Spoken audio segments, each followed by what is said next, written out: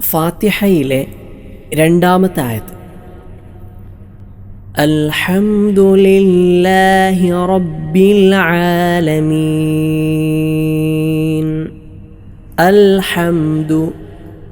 അൽഹംദു ഇവിടെയുള്ള ഒന്നാമത്തെ ഹർഫ് ഹംസയാണ്. അൽഹംദു ഹ ശ്രദ്ധിക്കണം. അൽഹംദുലില്ലാഹി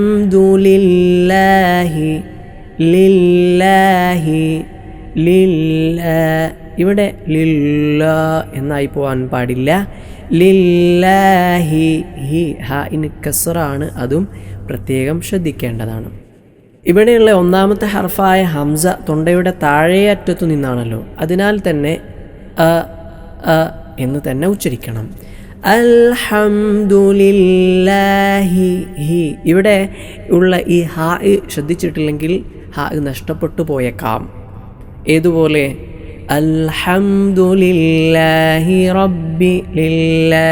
റബ്ബി എന്നായി പോയേക്കാം. അത് ശരിയായ രൂപത്തിലുള്ള പാരായണമല്ല. ലില്ലാഹി ഹ ആയിട്ട് തന്നെ ഉച്ചരിക്കണം. റബ്ബിൽ ആലമീൻ. റബ്ബി റാഇന് തഫ്ഖീം എന്ന് പറയുന്ന ഒരവസ്ഥയുണ്ട്.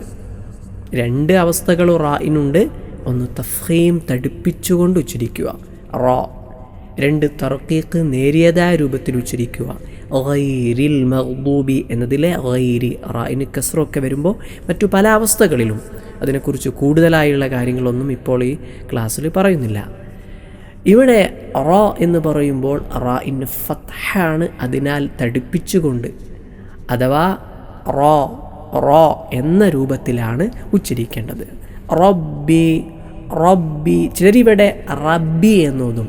റബ്ബി അങ്ങനെയല്ല, അത് ശരിയായ രൂപത്തിലുള്ള ഉച്ചാരണമായില്ല. കാരണം തഫ്ഹീം തടുപ്പിച്ചുകൊണ്ട് ഉച്ചരിക്കുക എന്ന് പറഞ്ഞാൽ ശബ്ദപ്രതിധ്വനി വായ നിറയെ ഉണ്ടാകുന്ന രൂപത്തിലുള്ള ഉച്ചാരണം, അതിനാണ് തഫ്ഹീം എന്ന് പറയുക. ആ ഒരു അവസ്ഥ റാഇന് നൽകിയാണ് റബ്ബി എന്ന് ഉച്ചരിക്കുമ്പോൾ റാഇന് നാം മൊഴിയേണ്ടത്. റബ്ബിൽ ആലമീൻ. റബ്ബി ബാഇൻ്റെ ശ്രദ്ധിക്കണം. റബ്ബി പോരാ, റബ്ബി ചിലർ ബാ പോലെ ഉച്ചരിക്കും. അതൊന്നും ശരിയായ രൂപത്തിലുള്ള ഉച്ചാരണം പാരായണം അല്ല. റബ്ബിൽ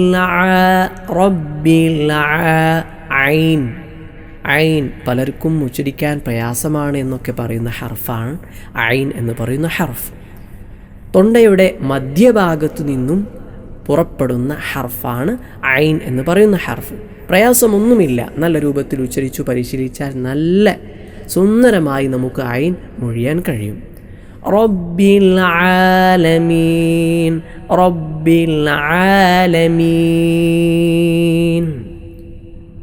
ഇനി രണ്ടാമത്തെ ആയത്തായ അൽഹംദു, ഇത് നമുക്ക് ഒന്നിച്ച് 2-3 തവണ ഓതാം. നിങ്ങളും എൻ്റെ കൂടെ ഓതണം.